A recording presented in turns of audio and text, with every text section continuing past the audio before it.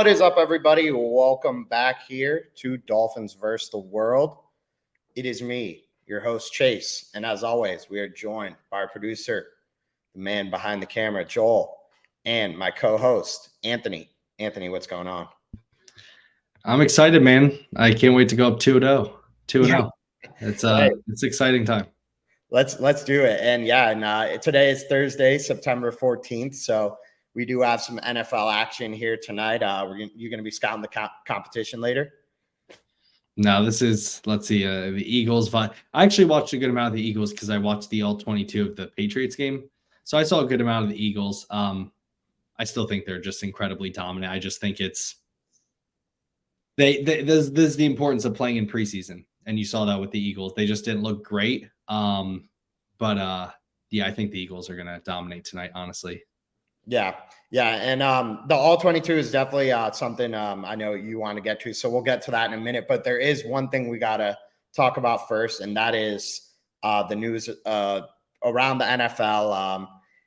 Wow. Who knew minutes after we're done recording, Aaron Rodgers torn Achilles out for the season. Yeah. First, just something you hate to see, even if it's a rival team and 40-year-old quarterback, just absolutely brutal. Feel terrible for him. One of my favorite players growing up, but oh my God. I mean, as much as I dislike Jets fan, it's just the worst. That's the season up in flames before it could even get off the ground. Terrible. Your reaction? My initial reaction was just like good for the Dolphins, but man, I felt terrible for Jets fans. That's tough. Yeah, I was shocked, honestly, because as soon as we stopped recording, I turned on the TV and it was the play before it happened. And so, I'm like, I knew the Jets offensive line was bad because I had said that when we had talked about it all off season. I said, look, you have an older quarterback who still plays at a high level, but you have an older quarterback going from a top 5 offensive line to a bottom 5. That was never talked about. It was always Aaron Rodgers and Garrett Wilson, or the defense, which the defense, I mean, dude, it looked good. I'm going to say that the Jets looked good. I will say that. The Bills, like I was saying, like I'm not a believer in them. I'm not a believer in them. I think it's just it's the same team every year. And I think teams are just way more talented, but the Jets looked good. I'm not a fan of human beings celebrating other people getting hurt. I don't understand it, whether it's the Dolphins, the Jets. Like, I saw Aaron Rodgers get injured, and immediately I thought, I put myself in the shoes if I was a Jets fan. It's like, that sucks. Like, I understand that, as Dolphin fans, you can think like, man, it makes them not as good and all that stuff. But I looked forward to it. I thought these are two great teams, and I couldn't wait to watch Aaron Rodgers and Tua play. I don't like seeing it, especially knowing, again, as a fan, for Aaron Rodgers, I understand all the hard work. Sorry, I have a train right near. But Aaron Rodgers put in a lot of work. He's still making $100 million guaranteed. So okay. Or something close to that. But it still sucks for him, but really for the fans, it's just deflating. And I think it's a good lesson for everyone, for Jets fans, when Tua got injured and you're posting pictures of him when he was concussed. These are human beings and you shouldn't ever celebrate them getting injured. It sucks for the sport. It sucks for just you as a human being feeling emotion of, I feel bad for Jets fans, but they have a good defense. So I still think they'll keep them in a lot of games, but I mean, certainly, again, this is why every offseason, it's we weren't sitting here saying if Aaron Rodgers stays healthy. But we were doing it with Tua. It's things can change in the NFL. I assumed that Aaron Rodgers would stay healthy, but this is the type of stuff that happens where that one play and that injury, I mean, that's going to change a lot in not only the AFC East, but the AFC in general. So it was wild. I was in disbelief for a little. Yeah, 100%. The one thing that I will say is the majority of people obviously are smart and don't root for injuries or anything. It's just some people are the worst, and those are the ones that always show up the biggest on the internet for whatever reason. But yeah, I feel bad for Jets fans, especially they have to watch 16 more games of Zach Wilson. That's something I wouldn't wish on my worst enemy. But yeah, moving along here. And yeah, we'll see. I mean, good. I'm also excited that they won though, because I got to think at least through week 1 that maybe the Dolphins are in the driver's seat. Depends what you think of the Bills. Like you said, I was completely wrong. I thought as soon as the Rodgers went out too, I was like, well, here the Bills are just gonna blow them out now. But I mean, they got problems, and we'll see if they could fix them. But yeah, so moving along, back to Dolphins talk here, which is what we're all here for. Any takeaways after you did get a chance to catch the all 22 or anything? And I will say I did watch Tim O'Sullivan QB School. Fantastic. Yeah. Can't believe I haven't seen that before. Did you catch the Justin Fields Bears one? No, I didn't watch. I normally, sometimes I try to. He'll post videos like explaining like zone coverages and routes and stuff, but typically I mostly just watch like Tua related stuff and then college stuff when it comes out for draft prospects. Gotcha. Yeah, I watched the Bears one just because some people told me about it, and they got problems. But yeah, I watched the Dolphins 201. It was good. But yeah, what were your takeaways from watching the all 22? Well, I could say for both sides of the football, offense and defense,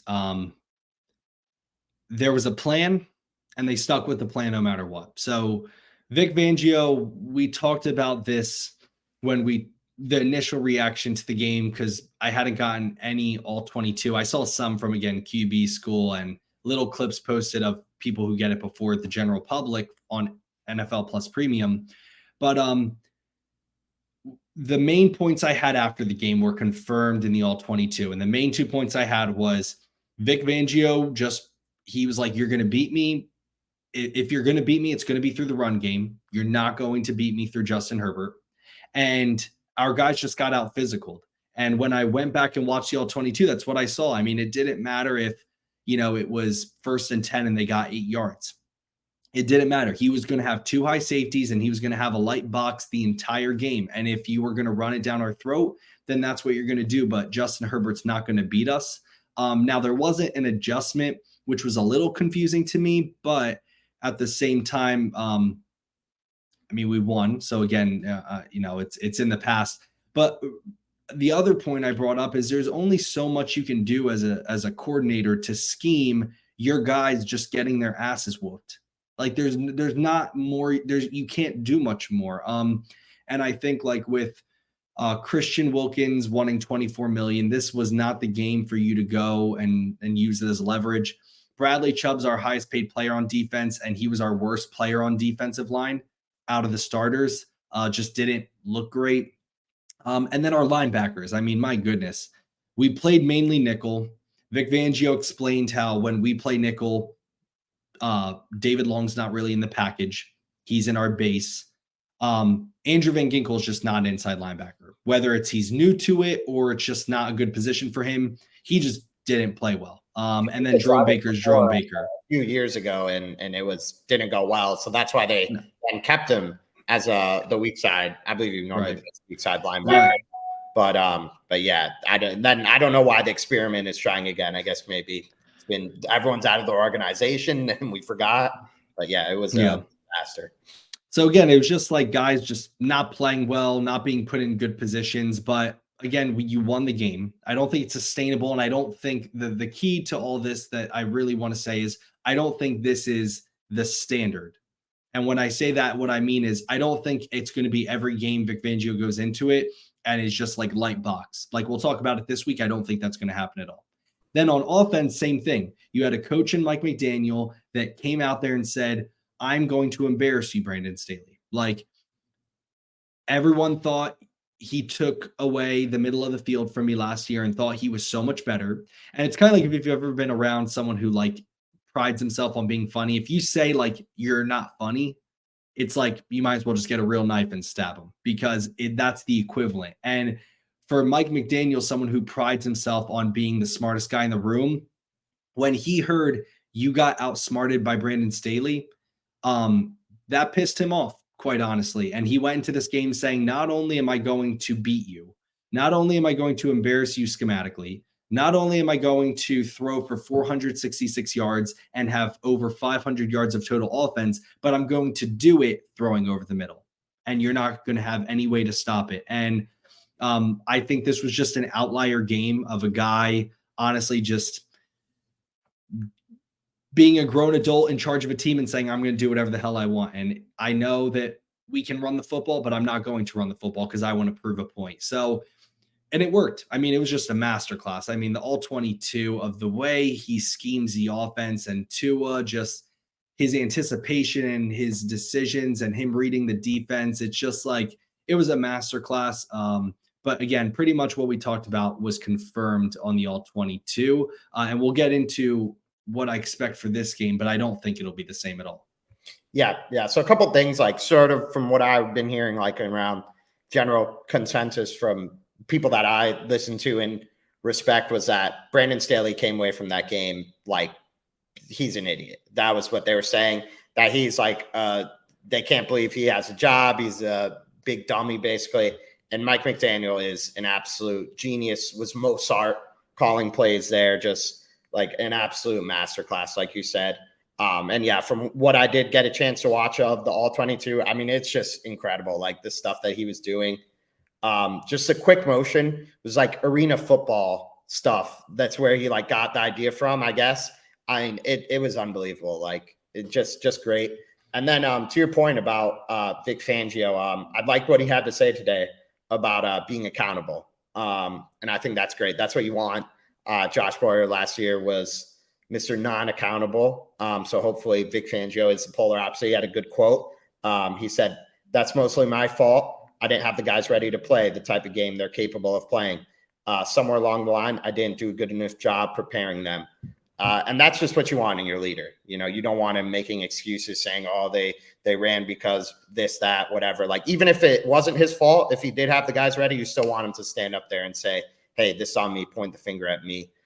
So I respect that. And look, he's got to get it fixed. But if he gets it fixed now, then I think we're off and running. But for now, being held accountable is all you can ask. And he also, right after that, was followed up with a question like, essentially, I'm going to paraphrase it. Your guys, your players were saying, just like, give us time. It's hard to get used to the scheme because we have lighter boxes. And Vic Fangio's answer was kind of what I said on Monday. Like, okay, it's a lighter box, but like, you can't get blown off the line of scrimmage. I don't know what to tell you. Like, if you're Christian Wilkins, you're not always going to have 6 people at the line of scrimmage. You're not always going to have 5-on-5. Sometimes you're going to have to hold your gap and make a play. And that's what Vic Fangio was saying. Like, yeah, I need to put my guys in better positions, but at the end of the day, these guys have to play good football regardless of how many people are at the line of scrimmage or not. And that's exactly what I was alluding to with, like, yeah, there's some of it was scheming, but a lot of it was just like sloppy play by the linebackers and just getting dominated, because I don't know how good the Chargers offensive line is, but it certainly looked top 5 against the Dolphins. So I appreciated that he was honest about, saying, we need to, I'm holding myself accountable, but also he was like, I mean, our guys need to play too. It's a balance. It's not all on me. Cause you need that. Again, that some of the play by Bradley Chubb and Christian Wilkins and our linebackers was just, it's unacceptable. So it needs to be fixed. But again, it's week 1, sloppy football all over the NFL. Yeah. And then, so touching on that, the line of scrimmage here, we'll just dive right into the injury report, which I think is sort of the story of the weekend. You can't put too much into the Wednesday injury report. Guys miss Wednesday practice all the time. However, the Thursday one does reveal a lot. That pretty much is who's going to be on track to play here. So just looking at it, I got it up here. We'll start with the Dolphins side. Teron Armstead, I think by all accounts, barring a setback, is going to be a full go, which is fantastic. He's one of the few offensive linemen in the NFL that people consider like worth value in an NFL betting market, which is crazy. But yeah, I mean, he's a difference maker. Him being back is great. And like I said earlier in this, our podcast, he's going to have designation back, ankle, knee, like just, it's going to be everything. It's going to be next week. It'll be back, ankle, knee, elbow, shoulder. That's only going to get longer, but good to see him limited, and hopefully we get him back. Elijah Campbell, I don't know too much. I haven't been able to keep up, but limited. Julian Hill, also limited. Devon A-Chain looks like he's going to be a full go. Xavier Howard listed on the report with a thumb. Don't know when that happened. Was he on the injury report last week? Do you know? Not that I mean, it's nothing. It's nothing like they just have to disclose it. If there's an injury, they have to report it if there's an injury. So I don't think it's anything significant because he was full practice both days. So yeah, I think he's going to be playing, but yeah, just something to keep an eye out. I didn't even know he was on here from Wednesday, to be honest with you. Brandon Jones, full. Even though he did only play 2 snaps last game, hopefully we could see some more time from him in this one.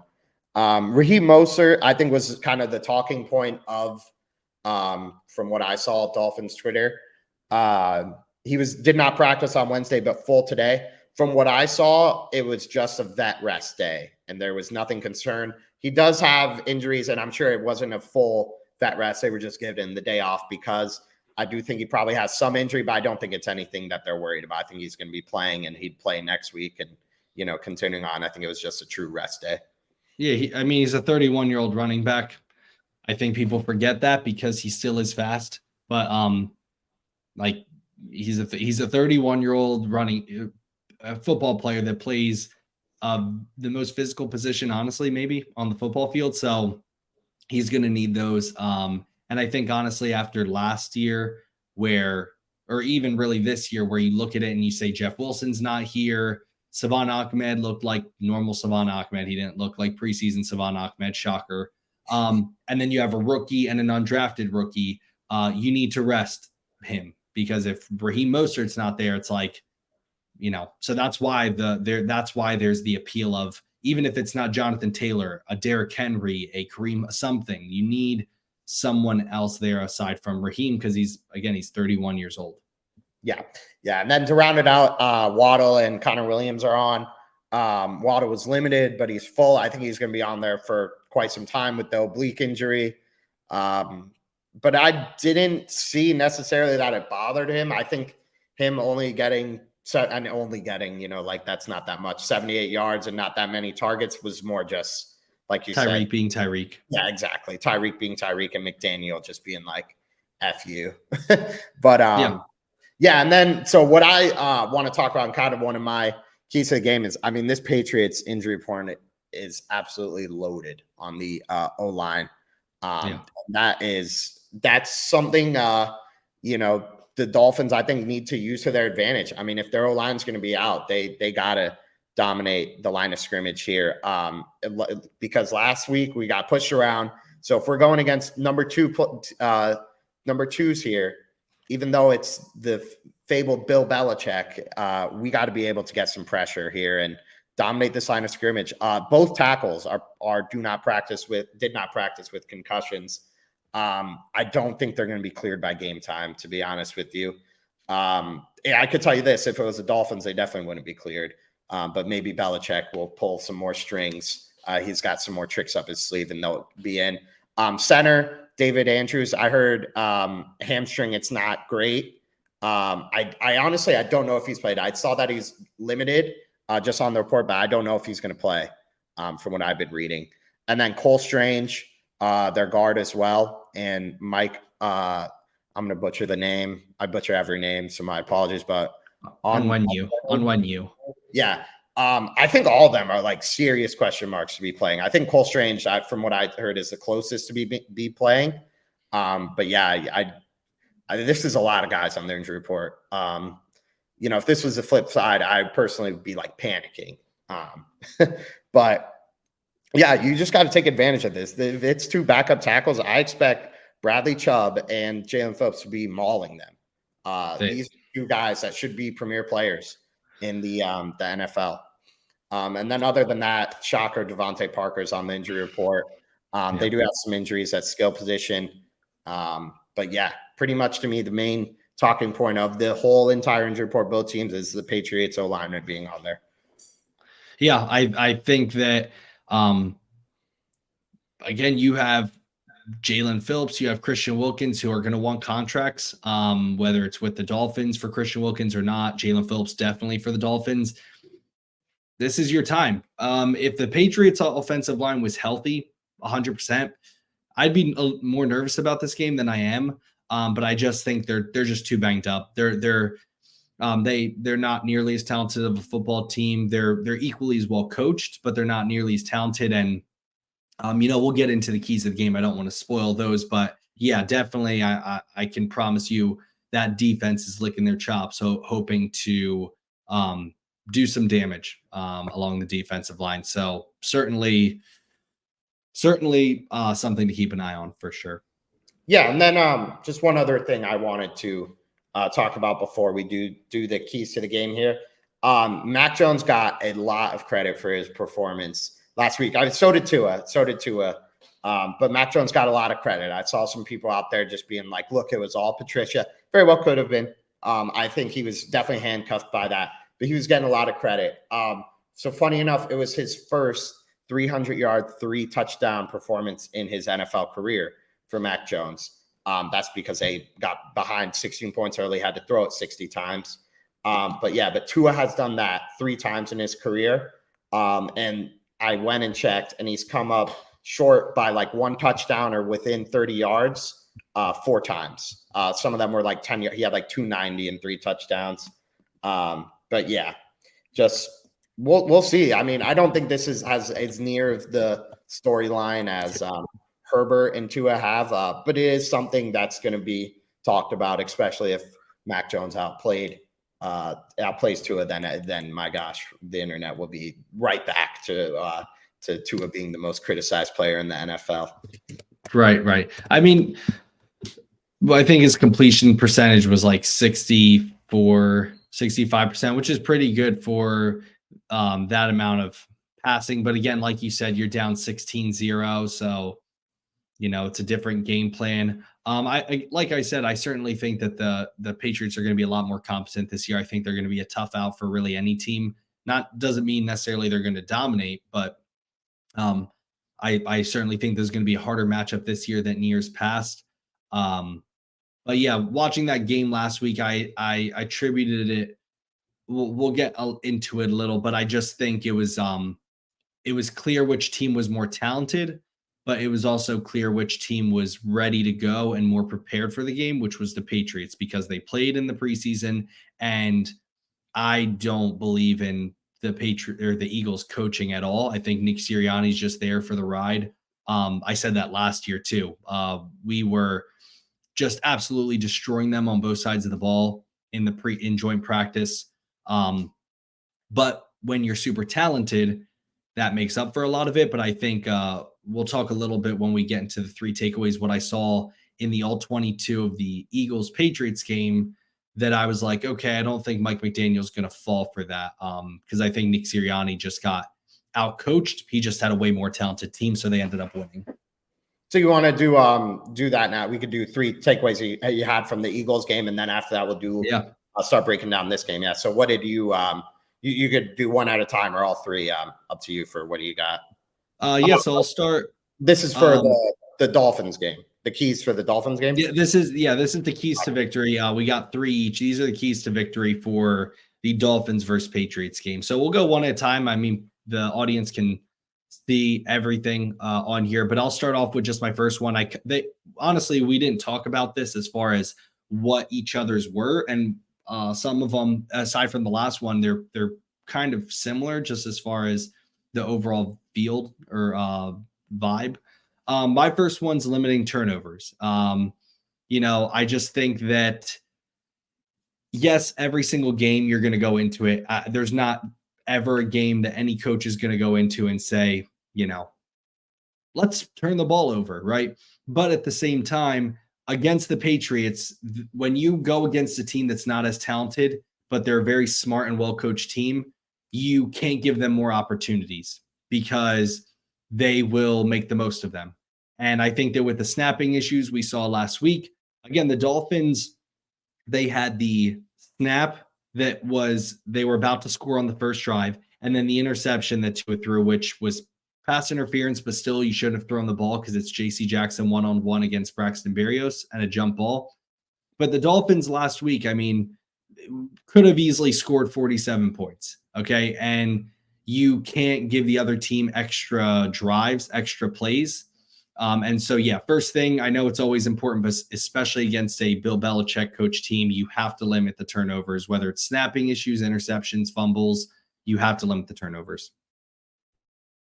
Yeah, I think winning the turnover battle is definitely key.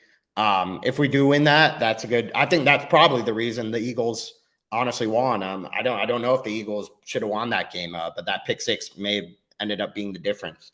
At least on the score wise, it was. For me, my first one that I got here is limiting pre-snap penalties. Sort of the same thing, just controlling what you can control. And I think just what's going to be big test is this is the first real true road game we have here. The Chargers game was not a road environment. As we've been talking to, everyone knows, they don't have much of a home field advantage. I'm sure that, some people did see they had the AI robots promoting for the movie there to get more butts in the seats. It's very, very Chargers thing to do. So I'm interested how this new offense, they've installed a lot of new stuff with the quick motion, the hand signals and everything, and the communication between the center, the skill position, and the QB is going to go in a real actual road environment. I'm interested to see how it goes. Hopefully it goes well and we don't revert back to the illegal motions and illegal formations galore that we had at points last season. Yeah, I think last week we did a pretty good job at it too. And that was obviously a priority for McDaniel in the offseason and the Dolphins offense. But yeah, I mean, it's impressive in general, just because the Dolphins, aside from the 49ers, they use the most motion in the NFL. And when you do that much pre-snap, you're gonna have more penalties. But if they can continue and just limit those, that's going to be huge, because the motion is just such an advantage, especially with the speed we have. So yeah. All right, getting into the second one, I have three things that are really all tied together: heavier boxes, stop the run, disguise blitzes. And essentially what I'm trying to say is you can't go into it with the same game plan as last week, which is light box, don't put a lot of pressure on Justin Herbert, and, not a lot of blitzes. Mac Jones is not as mobile. If you let Mac Jones sit back there, he will pick you apart. And the main fear, or the main part of the Patriots offense that you need to stop, is the run game. I mean, who's going to beat you in the pass game? Kendrick Bourne, Hunter Henry, Juju Smith-Schuster at this point in his career, Devontae Parker? No, none of those guys. So you need to crowd the line of scrimmage more. I'm not saying go full out Josh Boyer, but I will say, I mean, Josh Boyer and Brian Flores did a great job against this team. So I'm not saying you need to go that far with the cover zero, but you need to apply more pressure, try to stop the run, and then make Mac Jones uncomfortable. I like the disguised blitzes that we had at the very end of the game. I want to see more of that. I'm not saying, again, you need to send the house and just go man-to-man cover zero, but you need to implement some exotic blitzes and stuff. You can't just, hopefully, yes, every team wants to get pressure with four, which, you'll talk about. But I think you need to go even above and beyond that and really just make him uncomfortable.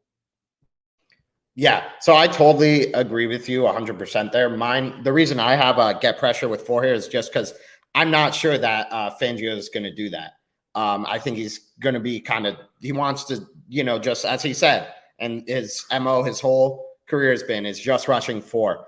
Well, I think that, if he did all that stuff, heavier boxes and to stop the run with disguised blitzes, it would be great. I'm not sure he's going to do it. So I think then, if you're going to stick with what happened last week, you need to get pressure with four, because if you're not getting pressure at all, like you said, Mac Jones will pick you apart. The game plan is going to be different, because the threat of Mac Jones, airing it out on you and beating you, while it could still happen, is not as likely as Justin Herbert doing it. So I think the way to mitigate that would be just getting pressure on him. If you could cause some disruption on this weakened, injured O-line, it's going to be great. It's going to make all the difference in the game. So I think the guys up front are going to have to do it. And you could count on Zach Sealer for 2-3 plays. Jalen Phillips, I think he at least had one play last game, but I think you could count on him for one. So I think mainly Chubb and Wilkins, like Chubb, you're the one getting the big bucks here, dude. Like it's time. It's time. And Wilkins, you want the big bucks. So let's see it. This would be a great start for this year. So let's see if the four guys up in the trenches can get some pressure here. Yeah, and we both agree. We're just saying in different ways, but you got to put pressure on him. You can't just let him get comfortable back there, because I don't care what quarterback it is or how talented or whatever. Any NFL quarterback is going to be able to pick you apart if you give him enough time. So that's going to be important. The third one I have, and the final one, find easy ways to get your playmakers the ball. So Bill Belichick is not Brandon Staley. He's a much better coordinator. He will have a much better game plan to stop the Dolphins. I actually have a graphic up here which I want to put regarding Tyreek Hill with going against Belichick in general. I'm trying to get it real quick before I put it up. Let's see if it shows. Okay, right here. So this is Tyreek Hill when he's played Bill Belichick in his career. So the first 4 times you see on there is with Kansas City. The last 2 is with the Dolphins. The most he's ever gotten yardage were the first 2 games where everyone was figuring him out. Since then, the most yardage he's ever gotten was week 1 last year with the Dolphins, and that was 94. The other games, 62, 64, and 55. And 2 of those are with Patrick Mahomes. I know a lot of people are going to say, well, he had Teddy Bridgewater with the 55. But what I will say, and what I've noticed, the Dolphins last year, even with Teddy Bridgewater, they still only lost by 2 points, okay? Because they're a much more talented team. And, a lot of the success that we had last year when we played the Patriots was because you just found ways to get the ball in the hands of Tyreek Hill and Jalen Waddle. I look at the first touchdown pass when Teddy Bridgewater was in there against the Patriots week 17. It was a quick motion, screen pass to Tyreek, and let him do the rest. So I don't think Belichick, now that he's seen this offense for a year, he's not going against them week 1 like he did last year. He has a week of tape from last week to kind of see some stuff. I still think there's a lot that we haven't seen, but you're not just going to be able to just out scheme and have guys running open. It's going to be much more difficult against Bill Belichick. You have to find creative ways, which I believe McDaniel will. I'm not saying like they haven't in the past and now they need to. Just continue to find creative, easy ways to get your playmakers the ball, because there is no equalizer for just pure talent. Aside from, hey, we're gonna, do these crazy hard concepts and, let coaching equalize things. Just get the ball in Tyreek and Jalen's hands, and there is no way to even the playing field in that situation. Just, again, find easy ways, whether it's screens, whether it's, jet sweeps, whether it's, whatever it is. Mike McDaniel's much smarter than I am, but you have to find easy ways to get your playmakers the ball. I don't think this is the game where you need to, in my opinion, necessarily run the football as much. The Dolphins, the last 2 times we've played the Patriots, we haven't had a rusher average more than 3.2 yards a carry, which, against the Chargers, I would have said, look at last year, you can run the football. But obviously, if you're able to run the football, that would be ideal. But I think that you're just way too talented to play this conservative game plan. You just need to be smart about how you go about it. Yeah, I like your point there. I think this honestly is the game of the week. Not only because it's a division rivalry and what happened last week with the Dolphins, but this is the greatest defensive mind in the game of football going against the hottest up and coming play caller in the league. Mike McDaniel's taken the league by storm, and Belichick is the old wise master who's always been able to shut these guys down, who are just offensive geniuses. So I think this is going to be a really, really interesting test. And as everyone always knows and everyone always says, it's cliche, but it's true. Belichick, his MO is just to take away what you do best. So you definitely think he's going to try to take away Tyreek Hill out of this game. So we'll see what we have to answer for that. And real quick before you get into your third point, because I know a lot of people say that. Let me clarify what that statement means. Belichick actually does a good job taking away what the other team does best, because I always hear that saying, and what people are thinking is he does a good job doing it. Every defensive coordinator tries to take away what the other. It's not like Vic Fangio's going into a game like, I know this team does this the best, but I don't care. Like every coordinator wants to stop what the other team does best. It's just Bill Belichick obviously finds creative ways and effective ways to actually carry it out. Yep. And so my last point, I did already touch on the defensive line, but then I'll pivot here to the offensive line. I think they need to have as good of a game as they did last week. I cannot remember the last time we've had 0 sacks in a game. And part of that is because Tua gets the ball out so quick. But if you watch last week, the Patriots were getting a ton of pressure on Jalen Hurts. And that's, again, also because he holds the ball so long. But they got some dudes. Matthew Judon and Josh Uche are no joke. Those are 2 studs. And then Devon Gotcha, former Miami Dolphin nose tackle, he's good, man. I mean, he's still in the league. He's nothing, great, but he's very serviceable. So I think the O-line is going to need to have just as good as a game as they did last week. You got to do it again for me. Keeping Tua upright is definitely priority number 1. But also when you do try to run, what kind of push are you getting? And with Teron back, I think that's going to be it's going to be good. And I think it's interesting because Kendall Lamb played like so great. I honestly don't know if he can switch to right tackle, but it'd just be something to keep an eye on. I think because Teron's going to miss time later in the season. I can't tell you when, but it's probably going to happen. But, how's Austin Jackson progressing? I mean, he had a killer game, probably his best in a Dolphins uniform, at least that I can remember. But that consistency is what he's always been lacking. He's had like great plays, but then he'll have, plays where he's 10 yards in the backfield falling on top of the quarterback before the ball even gets to his hands. So, yeah, go ahead. I was just going to say that you made me, I was curious because you brought up like when was the last time the Dolphins allowed 0 sacks? I didn't know this, but the Dolphins last year had 2 games. Really? The Bears and the Pittsburgh game, no sacks allowed. I didn't know that. I figured there'd be at least 1.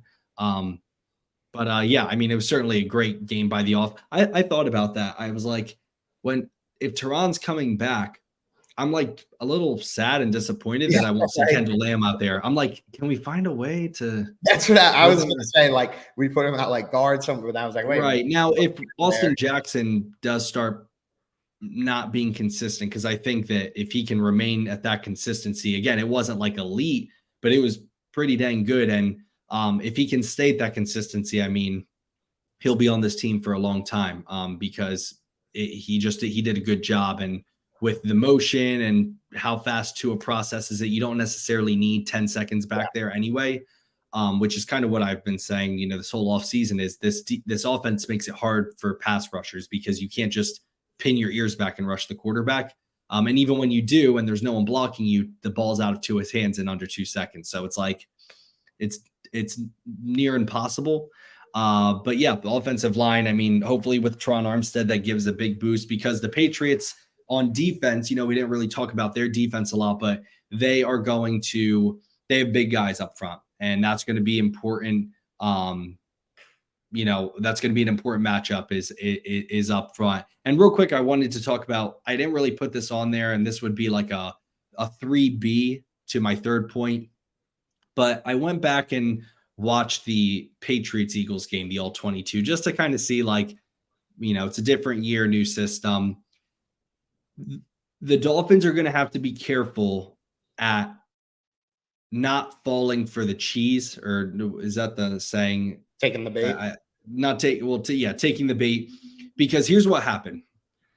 The Eagles, we all know, have a dominant offensive line, right? I think we would all say, like, if you're playing the Eagles, you have to outplay their offensive line because they'll just run the football on you every play. They don't care. Here's what Bill Belichick did. And I want to credit to Gerard Mayo because he's their defensive coordinator. They went into the game and they said, we don't want them to run the football because they'll probably beat any team if they run the football. Now, they still won the game, and we talk about it as if the Patriots won. But they would show that we're going to play the run. And then as soon as the play was snapped, they would play the pass. And so the Eagles would go to the line of scrimmage and they would be like, man, they're showing that they're stopping the run. Let's call a pass play. Let's audible. And then they would call a pass play. And that's exactly what the Patriots wanted because they don't want them to run the football. So my guess would be if I'm Bill Belichick, I want to show you that we are going to, I don't know, that we're going to play the run probably. Well, yeah, they might even, or they might do that too. I didn't even think about that. They might show, hey, we're going to stop the pass. Don't pass on us because they're trying to make you play to your weakness. And so if I'm the Dolphins, you're way more talented than them. And you can't, I guess, that don't play scared. I understand that like you need to play smart, but you can play aggressive without playing you don't have to be Josh Allen, right? You can still be aggressive but you can't go into this game again. That's going to be Bill Belichick's going to want you to play conservative because when you're conservative, it evens the playing field. You need to go in, you say, we're going to be aggressive. Like, I don't care if you're showing that you're going to stop the pass because then he wants you to run the football because that's where you're weakest. So I guess that's what I'm trying to say. Because that's what the Eagles did. They were like, hey, we're dominant. And Bill Belichick was like, I'm going to make you pass the ball because I'm going to show you that we're stopping the run. And then last minute, we're going to switch to something else. And really, we're trying to go against the pass. So just something to keep in mind. Again, I don't think Mike McDaniel, we saw him last year, week 1, 4th and 7, go for it, touchdown, right? He's not afraid to take chances. 2, I think knows enough about this defense to have answers because of the last 3 years. But yeah, you can't go into this game and play scared. You have to go in and state your will and dominate a division rival. Because again, if we win this game, Patriots are 0-2, you're 2-0. I think there's a legitimate possibility that the Bills lose to the Raiders because the Raiders are phenomenal at running the football. And then the Jets are playing the Dallas Cowboys. So there's a legitimate chance you could go into this, win, and the Jets are 1-1 and the Bills and Patriots are 0-2. Then you have a game against the Broncos that you should win because you're just more talented. And then you have the Bills, which, I mean, oh my God, if we went 4-0 and beat the Bills and the Bills are 1-, so this is an important game. Yeah. When you play on prime time, when you play division rivals, you whoop them and you try to whoop them. And I don't think that the Dolphins are going to be feeling themselves too much. This is a division game. No team takes division games lightly. We saw that when we were tanking, right? We were tanking. The Patriots came in and said, okay, we're going to beat you 43-0. They don't care. Like, you don't take these games seriously, division games. And honestly, can I be honest real quick? I think, remember how I was saying, like, Mike McDaniel can be like a psycho in a good way. Like, he will go into a game and be like, I'm going to embarrass you, Brandon Staley. Like, there's a funny, if you've ever seen the show, what's the show? What's his name? But there's a skit. It's a guy on Netflix. I'm trying to think of the name of it. But anyway, I was just going to allude to something. Let me get back on track. He's going to go into this game, I promise you, Mike McDaniel. And even though no one in the world is saying that, like, Bill Belichick figured him out last year because he played Teddy Bridgewater, I promise you Mike McDaniel's thinking, oh, okay, you think you can beat me because you beat me once last year. Okay. And it's like, yo, Mike, no one's saying that. Like, we knew you had Teddy Bridgewater and he doesn't care. Like, his job is to outsmart the smartest guy ever, right? So just keep that in mind. Yeah. Anything else you got matchup wise? And then I just kind of want to say a couple, like, not pop culture, but kind of funny stuff I saw Dolphins related around the internet this week, and then we'll give score predictions and get out of here. Anything else on the show? No, the show is called I Think You Should Leave. That's what I meant to say. He does this skit where they do this skit and he's like, I'm going to embarrass you, Barry. Like, that's Mike McDaniel. He's like, I'm going to embarrass you, Brandon Staley. And it's like, yeah, that's it. Anyway, not that funny. Move on, Anthony. But anything else matchup related? All right. Well, yeah, so I just wanted to see if you saw, I don't know who was talking about it. I couldn't tell you, but they said that they were at the game and whenever there's a challenge, they had McDaniel and Staley on the screen. And so Staley challenged the first one that was incomplete. And McDaniel just stared right into the camera and was like, good challenge, Staley. Like, good challenge, Staley. And then they did it again. They were showing him. Like, that's honest. I can't believe how much he hates Brandon Staley. But Yeah. There's He's like, he's there's not on my there, same level. Like, do not. no, again, that's what I'm saying. That's him. He's like, I'm smarter than you. Mhm. How like you how especially now that he had Ronaldo Hill. Ronaldo Hill was probably like, yeah, it was me. Yeah. Like he's probably saying there, like, don't Don't it's put up insulting to compare me to Brandon Staley. Yeah. And then they said later in the game, they had him on the screen again. And he just brought down the mic, like, and would like pretended like he couldn't see the camera and just like clearly mouth, like, run the ball the next 5 plays. Like, so clearly everyone could see it. And of course, we just like threw it around like it was backyard football. Like, Yeah. I wonder if Brandon Staley was looking up like, oh my God, what an idiot. And then Tyreek Hill just getting the MVP. That's great. Another one in the trophy cabinet for the Dolphins. Another MVP. Awesome to see him going out down here in Miami in the community. I'm sure those kids were so happy to see him, as you could tell if you did see that video. It was a really cool moment. Yeah. Check it out. When he's getting it and goes in, gives mini Tyreek Hill, who was absolutely balling. Hopefully a future Dolphin. But yeah, other than that, think that's it here. Any other final takeaways? Big picture, just for the game or anything? No, not. I mean, again, you have to be aggressive on both sides. That doesn't mean you have to be stupid. You have to play smart. But I just want to see more physicality from the defense. Don't get out played on the D line. You have to stay dominate at the line of scrimmage on both sides, really.